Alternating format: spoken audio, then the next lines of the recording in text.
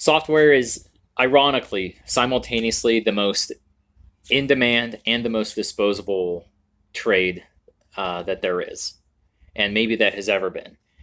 You know, I'm working on a code base right now that had been in production for 4 years for the most part, notwithstanding little bugs.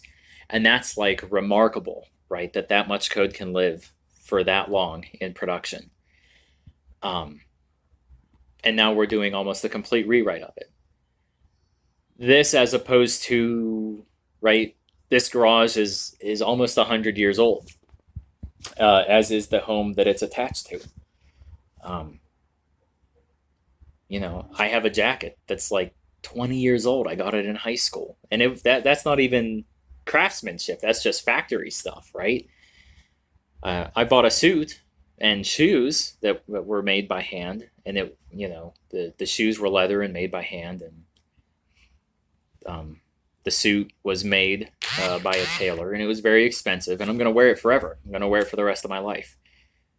But that stuff isn't in demand. You think that people making those suits are making my salary? Absolutely not.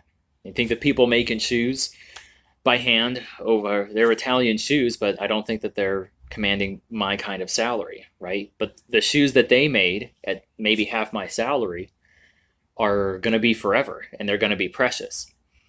Whereas the things that I make are vacuous and vapid, and they meet quarterly or yearly goals, and then they're replaced as soon as something else can be accounted for and the budget can be met for it. So we're simultaneously we're making the most in demand stuff that's ever been known to the planet, but ironically, it's also the most disposable stuff that's ever been known in the history of civilization. That's software.